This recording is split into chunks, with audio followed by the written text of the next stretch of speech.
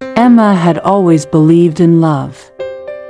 She was the kind of person who dreamed of happy endings, of long walks holding hands, of someone who would always be by her side. And when she met Alex, she thought her dreams had finally come true. Alex was charming, funny, and caring. They met at a coffee shop one rainy afternoon. Emma was sitting by the window, reading a book, when a stranger asked, "Is this seat taken?" That was the beginning. Their first date lasted 5 hours. They talked about everything: family, dreams, favorite foods, movies, and even their worst fears. Everything just felt right. A few months later, they moved in together. Emma thought she had found her soulmate, but life, as always, had other plans. At first, the changes were small. Alex started coming home later than usual. He said it was work, meetings, deadlines, projects. Emma believed him. After all, love is built on trust, isn't it? But then, there were the phone calls. Alex would step outside to answer them. His messages were always locked. His phone, once left on the kitchen counter, was now always in his pocket. One evening, Emma asked gently, "Is everything okay? You seem distant." Alex smiled, kissed her forehead, and replied, "Just stressed. Work is crazy right now." She wanted to believe him.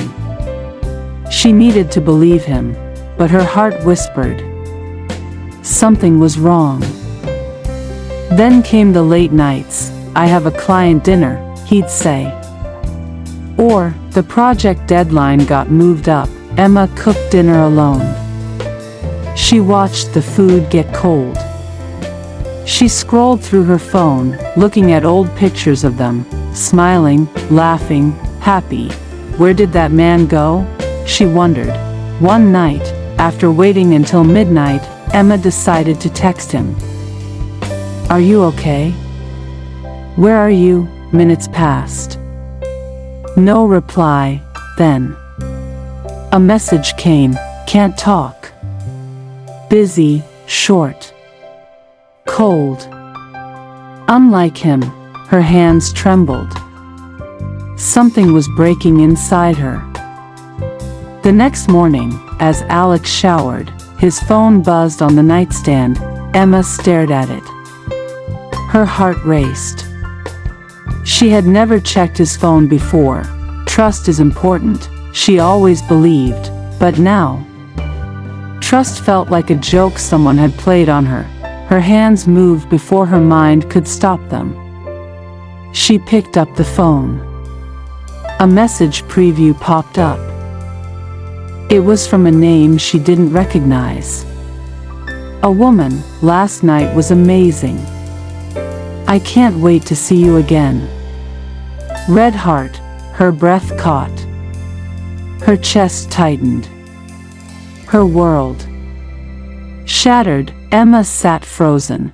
When Alex walked out of the shower, towel around his waist, humming a song. He stopped. He saw her face. Pale, trembling, and then he saw his phone in her hands.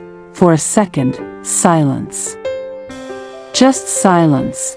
Then Emma's voice, barely a whisper. "Who is she?" Alex didn't answer. He looked down. Then, I'm sorry," he said quietly. It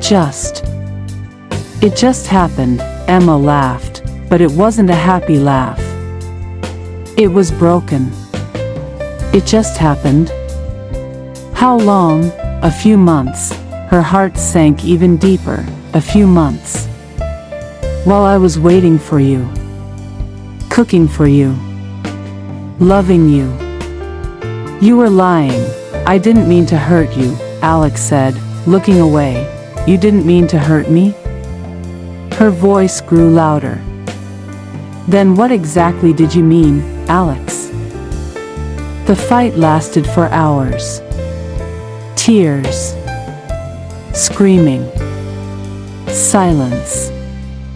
More tears. Alex said he was confused. He said he didn't know what he wanted. He said, "You've always been perfect, Emma. But I guess I messed up, perfect." That word felt like a knife. Emma stood up, wiped her tears, and said the words she never imagined herself saying, "Get out."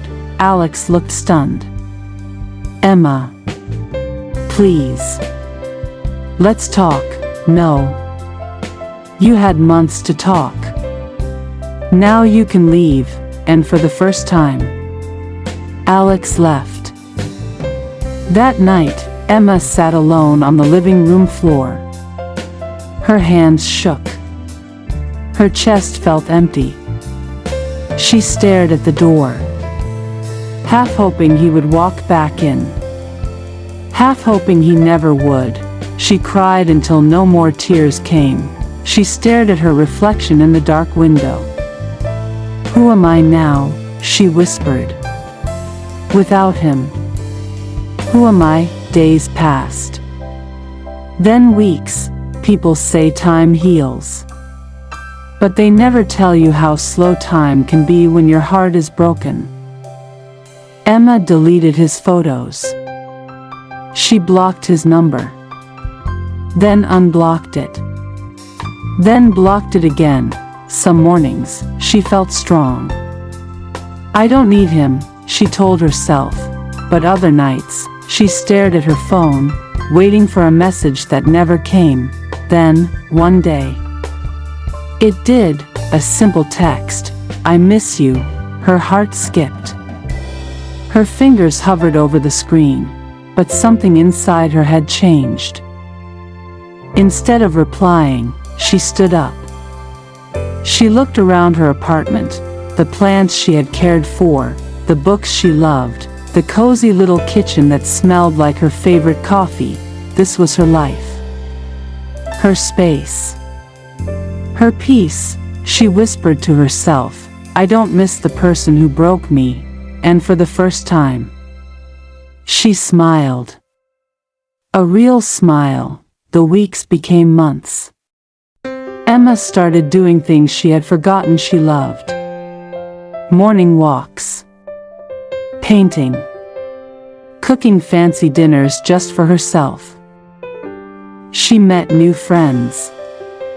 She traveled alone for the first time. She laughed. She cried sometimes. But the crying was different now.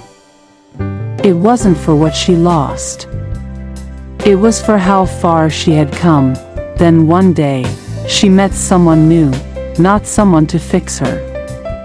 Not someone to fill the empty spaces. But someone who respected her. Who listened. Who showed love in small, honest ways. Emma realized something powerful. Betrayal breaks you.